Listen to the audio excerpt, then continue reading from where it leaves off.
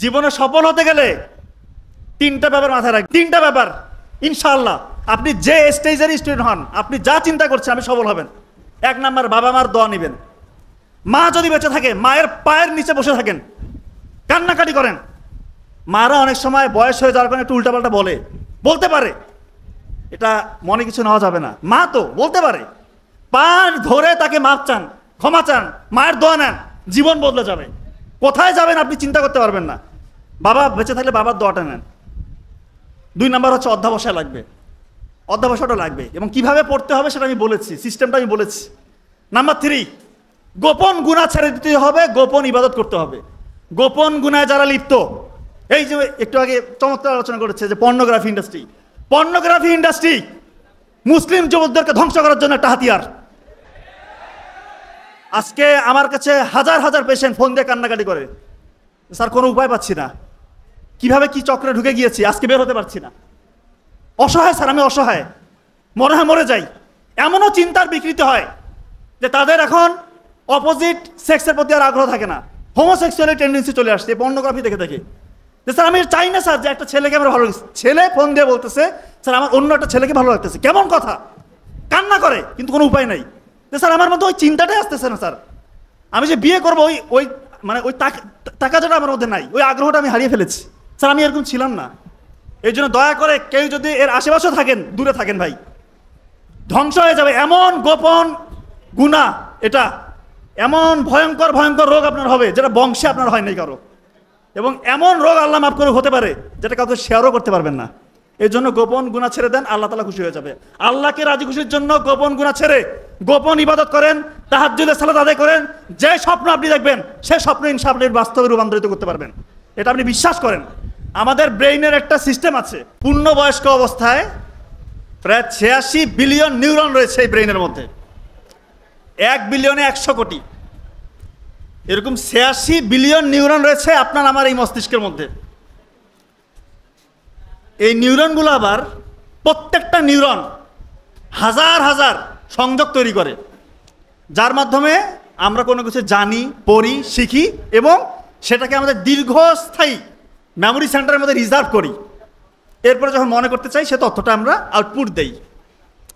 তাহলে চিন্তা করেন আমাদের এই তথ্য ভাণ্ডার আল্লাহ তাআলা কতটা সমৃদ্ধ করেছেন, কতটা। এই যে ইন্টারমিডিয়েটে কয়টা বই, মেডিকেল অ্যাডমিশন দিবেন, অনেকে বুয়েটে পরীক্ষা দিবেন, ঢাকা ইউনিভার্সিটি দিবেন বা আরও বড় বড় পরীক্ষা দিবেন, কয়টা বই আপনি চাইলে সবগুলো এখানে স্টোর করতে পারবেন এবং চাইলে মেমোরাইজও করতে পারবেন, সুযোগ মতো সময় মতো আপনি চাইলে এটা আউটপুট দিতে পারবেন। কিন্তু সমস্যা হচ্ছে আমরা অনেকে ভুলে যাই, আবার অনেকে খুব সহজে মনে করতে পারি। এই পার্থক্যটার কারণটা কি? একই পড়া দেখা যাচ্ছে একজন সুন্দর মতো পড়ছে, সে তার সময় মতো সেটাকে বের করছে, সুন্দর মতো ডেলিভারি দিচ্ছে, আরেকজন ভুলে যাচ্ছে। এর কারণটা হচ্ছে তথ্য যেটা আমরা পড়ছি সেটা স্টোর করার যে প্রসেস, এই প্রসেসের মধ্যে একটা বড় ধরনের গ্যাঞ্জাম রয়েছে। 3টা ওয়ে রয়েছে। আপনি যদি একটা পড়াকে দীর্ঘস্থায়ী মেমোরি সেন্টারে রিজার্ভ করতে চান, 3টা ওয়ে আপনাকে অবলম্বন করতে হবে। যা পড়ছেন, যা শিখছেন, যা জানছেন, সেটা কি মনোযোগ দিয়ে পড়ছেন, মনোযোগ দিয়ে জানছেন, দেখছেন? এই ব্যাপারটা খুব ইম্পর্টেন্ট। অনেক হয়তো আমরা চাই যে মনোযোগ দিয়ে পড়বো, মনোযোগ দেওয়ার চেষ্টা করছি কিন্তু মনোযোগ থাকছে না। এর কারণটা কি? দেখা যায় আমরা পড়ার মাঝে মোবাইলের মধ্যে একটু নোটিফিকেশন আসছে, মোবাইল টিপি, ফেসবুকে একটু স্ক্রল করছি। বিজ্ঞানের বলছে মোবাইলের দিকে যদি কেউ 1 সেকেন্ডের জন্য তাকায় তার ব্রেইনটা ঠিকঠাক অবস্থায় আসতে প্রায় 22 থেকে 25 মিনিট সময় লাগে। তো আপনি পড়ার আগেই তো মোবাইল দেখে পড়তে বসতেন, তারপরে ব্রেইন তখন ঠিকই হয়নি, আবার পড়ার মাঝে আবার মোবাইল দেখতেছেন, মনোযোগ আসবে কোথায় থেকে? এই জন্য পড়ার অন্তত চেষ্টা করবেন মোবাইলের ডিভাইস থেকে যতটা দূরে থাকা যায় তত আপনার ব্রেইনটা অ্যাক্টিভ থাকবে, শার্প থাকবে।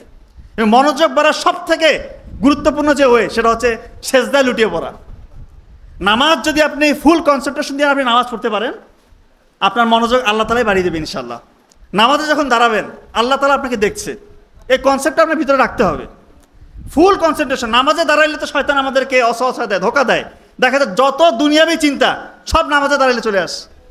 তো এইটা একটু সতর্ক থাকবেন, নামাজে কি পড়ছেন তার অর্থটা বোঝার চেষ্টা করবেন এবং সবসময় ভয় পাবেন যে আল্লাহ আমাকে দেখছে, কোনো ভুল করা যাবে না। ওইখান থেকেই আপনার মনোযোগ বাড়বে ইনশাআল্লাহ। 2 নাম্বার, রিভিশন। রিভিশন খুবই ইম্পর্টেন্ট।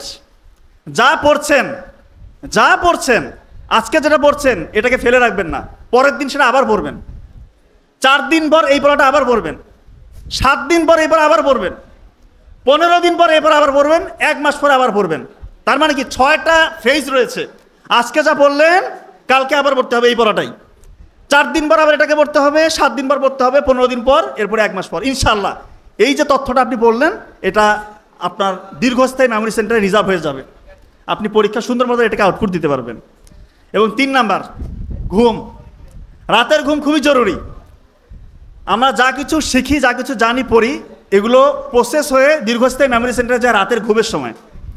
আমরা অনেকে ঘুমাতে যাচ্ছি রাত 1টা-2টা বেজে যাচ্ছে, সেই সময় ওই সময় আপনার ওই প্রসেসটা চালু হবে না, কারণ ব্রেইন থেকে যখন মেলাটোনিন হরমোন রিলিজ হয়, মেলাটোনিন হরমোন যখন রিলিজ হয় ওই সময় যদি আপনি ঘুমান, আপনার যা তথ্য আপনি পড়েছেন সেটা প্রসেস হয়ে দীর্ঘস্থায়ী মেমোরি সেন্টারে রিজার্ভ হবে, আপনি চাইলে তখন ওই তথ্যটাকে ডেলিভারি দিতে পারবেন।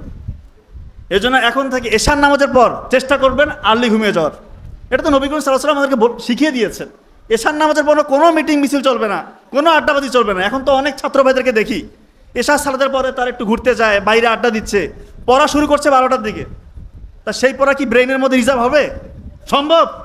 কোনোভাবেই সম্ভব না। পড়তে হবে একদম ভোরবেলা উঠে পড়তে হবে, এবং রাতে যে ঘুমাবেন সারাদিন যেটা পড়েছেন এই পড়াটা ইনশাআল্লাহ যদি রাতের ঘুমটা ঠিক মতো হয় আপনার এটা দীর্ঘস্থায়ী মেমোরি সেন্টারে এটা রিজার্ভ হবে। বুঝতে পেরেছেন? একটা গল্প বলে শেষ করব। পিঁপড়া, এই পিঁপড়ার জীবন নিয়ে যদি একটি অ্যানালাইসিস করেন, এখান থেকে আমাদের অনেক কিছু শেখার আছে।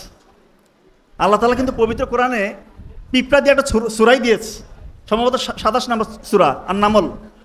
এমনি এমনি কিন্তু দেয়নি। পিঁপড়ারা যখন চলে আপনি দেখবেন ওরা কিন্তু এক লাইনে চলে, শৃঙ্খল, এবং তাদেরকে কাজ কিন্তু আলাদা করে ভাগ করে দেওয়া আছে। কে কোন কাজ করে ভাগ করে দেওয়া আছে। একটা গ্রুপকে দেওয়া হয় রানীকে হেফাজতে রাখতে হবে, একটা গ্রুপ খাবার সংগ্রহে যাও, আর একটা গ্রুপ থাকবে সে রাজ্য পাহারা দিবে, কোনো বহিঃশত্রু যদি আক্রমণ করে তাকে প্রতিহত করতে হবে। এবং এত সুন্দর মেকানিজম, যখন কেউ বিপদে পড়ে, একটা পিঁপড়া বিপদে পড়েছে বা মারা গিয়েছে বা কোনো বহিঃশত্রু আক্রমণ করেছে, তখন তারা একটা কেমিক্যাল, রাসায়নিক পদার্থ বের করে দেয়।